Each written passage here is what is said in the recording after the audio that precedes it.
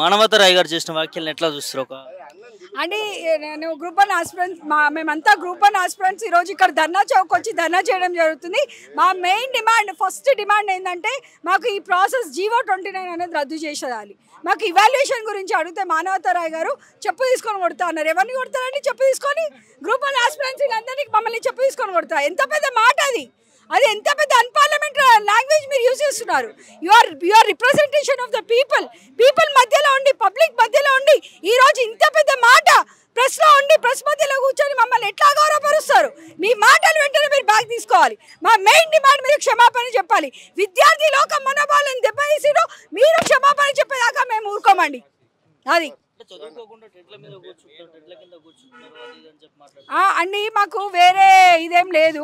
Group one aspirants అందరికి ఏముంటుంది అంటే గ్రూప్ వన్ ఆఫీసర్స్ కావాలని ఉంటుంది. ఫస్ట్ ఆఫీసర్స్ కావాలని ఉంటుంది. వాళ్ళు ఎందుకు ఈరోజు ధర్నా చేస్తున్నారు? పిల్లల్ని, ఫ్యామిలీని, పెళ్లి అయిన వాళ్ళు ఫ్యామిలీని వదిలేసి పెళ్లి కాని వాళ్ళు పెళ్లి చేసుకోకుండా వచ్చి రోడ్ల కింద కూర్చొని ధర్నా చేసేది మన షౌకా? మీరు ఏసీలో కూర్చున్నారు, మీ కడుపు నిండుంది, కడుపు బాధతో ఉన్నాలని అడగండి. మానవత రాయిని రమ్మనండి, ఈ టెంట్ కింద కూర్చోమనండి, ఒక 5-10 నిమిషాలు కూర్చోమనండి. 100 సార్లు తెప్పించుకుంటారు నీళ్ళ బాటిల్, 100 టిష్యూ పేపర్లు పెట్టి తెచ్చుకుంటారు. రమ్మనండి మరి ఆయనకి. గ్రూప్ వన్ గురించి ఎవరు అసభ్యకరంగా ఎవరు ఇదిగా మాట్లాడతారో వాళ్ళకి వచ్చి టెంట్ల కింద కూర్చొని డిబేట్లో పాల్గొనమండి ఎండలో. మా మెయిన్ డిమాండ్ ఒక్కటే, మాకు చాలా అన్యాయం జరిగింది. ఒక్క సెంటర్ నుండి ఇంతమంది ఎట్లా క్వాలిఫై అయినా అన్న కూడా ఇప్పుడు అడిగిండు, అదే క్వశ్చన్ అడిగిండు అన్న కూడా. ఎంతమంది ఒక్క సెంటర్ నుండి ఎట్లా క్వాలిఫై అయ్యిండ్రు, ఎట్లా అపాయింట్మెంట్లు వస్తున్నాయి వాళ్ళకి? మా మెయిన్ డిమాండ్ ఒక్కటే, మా గ్రూప్ వన్ మొత్తం ప్రాసెస్ క్యాన్సిల్ చేసి మళ్ళీ ప్రిలిమ్స్ నుండి రీ ఎగ్జామ్ పెట్టాలి. రీనోటిఫికేషన్ మళ్ళీ మాకు నోటిఫికేషన్ మళ్ళీ పెట్టి మళ్ళీ మెయిన్స్ రిమైన్స్. ఇప్పుడు అందరికి ఇబ్బంది అయినట్ట కదండి. మేము 1000 మంది రాసినాం. 1000 మందిలో 500 మంది గురించి ఆలోచిస్తారా? మా 1000 మంది గురించి ఆలోచిస్తారా? ఆ 500 మందిలో సగం మంది వాళ్ళకి సంబంధించిన వాళ్ళే ఉన్నారు, ఆ కాంగ్రెస్ గవర్నమెంట్ కి సంబంధించిన వాళ్ళే ఉన్నారు, వాళ్ళే ఉంటారు. తీయండి మీరంతా, మీరు తీయండి, మీరు తీయండి. ఇంత తొందరగా ఇవాల్యుయేషన్ చేయాల్సిన అవసరం ఏముంది?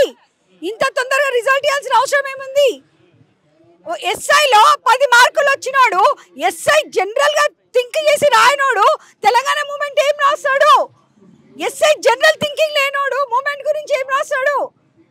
ఎస్ఐలో 10 మార్కులు వచ్చినాడికి మూమెంట్లో 100 మార్కులు ఎట్లా వస్తాయి? అట్లాంటి వాడికి జాబ్ ఎట్లా వస్తుంది? నేనండి 3 సార్లు రాసిన మెయిన్స్, ఇంటర్వ్యూ దాకా పోయినా. After Telangana formation I was the first lady to enter into the interview board. Not only the first lady, I was the first person. నేను ఈ రోజు టెంట్ కింద కూర్చున్నా.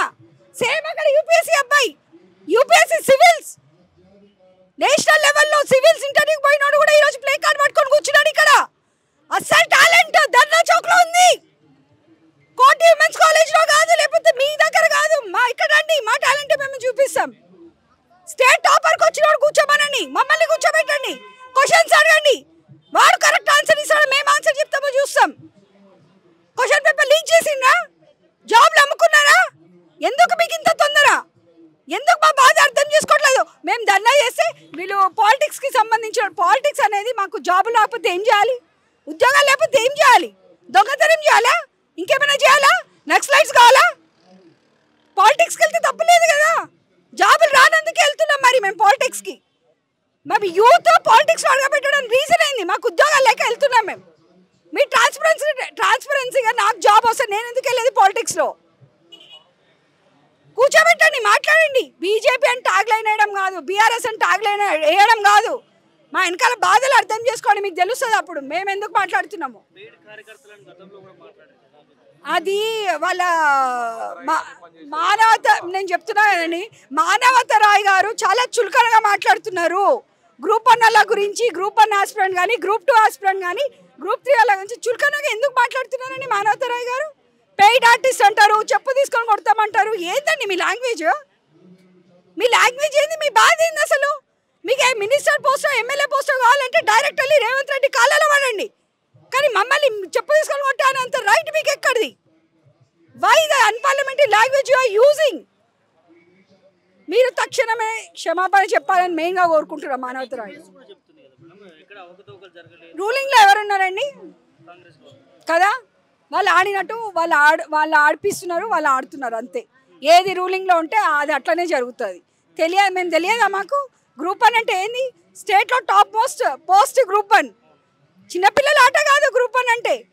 ఈ ఎండలో అన్నం లేక తిండి లేక చూడండి నీళ్ళ ప్యాకెట్ ఇది 10-11 ప్యాకెట్స్. మేము ఇక్కడ కూర్చొని బ్రేక్ఫాస్ట్ కూడా చేయలే. మా బాధ ఎవరికి అర్థమవుతుంది? ధర్నాలు చేసిన వాళ్ళేమో పెయిడ్ ఆర్టిస్టులు.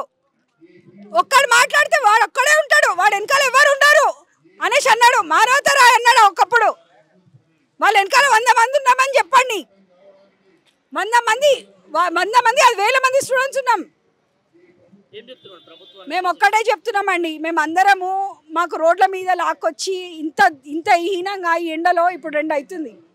ఇది పెయిడ్ ఆర్టిస్టులు చేసే పని కాదు. పెయిడ్ ఆర్టిస్టులు అయినా గంటలు 1 గంట 2 గంటలు కూర్చొని వెళ్ళిపోతారు. పెయిన్ ఆర్టిస్టులం మేము, పెయిడ్ ఆర్టిస్టులం కాదు. మీరు తమ్మునైలు పెట్టండి, పెయిన్ ఆర్టిస్ట్ అని పెట్టండి, పెయిడ్ ఆర్టిస్ట్ అని కాదని పెట్టండి. ఆ తమ్మునైలు పెట్టండి, మీకు తెలుస్తుంది ఆయనకు. మా మెయిన్ డిమాండ్ ఒకటే, మాకు జీవో 29 క్యాన్సిల్ కావాలి, మాకు జీవో 55 ఇంప్లిమెంట్ కావాలి, మాకు మొత్తం ప్రాసెస్ స్టార్టింగ్ నుండి పెట్టాలి మాకు. అంతే. ఇదంతా స్కామ్. ఈసారి జరిగిన నోటిఫికేషన్ అంతా స్కామ్. మీకు రీనోటిఫికేషన్ ఎవరు పెట్టమన్నారండి? ఇది నాన్ లోకల్ అని ఎంతమందిని తీసుకొచ్చినా మీరు నాన్ లోకల్. మీకు రీ ఎగ్జామ్ పెట్టమన్నది హైకోర్టు, రీనోటిఫికేషన్ ఇవ్వమనలేదు. మీ ఇంటెన్షన్ ఏంది? స్టార్టింగ్ నుండి మీ ఇంటెన్షన్ ఏంది? ప్రిలిమ్స్ కాకముందు నుండి నోటిఫికేషన్ టైం నుండి మీ ఇంటెన్షన్ ఏంది? ఆన్సర్ ఇవ్వాలి గ్రూప్ 1 ఆస్పిరెంట్స్కి. మా గ్రూప్ 1 అందరికీ ఏడ్పించిండండి. కాంగ్రెస్ గవర్నమెంట్ని నమ్ముకొని గెలిపించిండ్రు మా వాళ్ళందరూ. ఆస్పిరెంట్స్ అందరు గెలిపించిండ్రు. ఇప్పుడు చుక్కలు చూపిస్తున్నారు మాకు.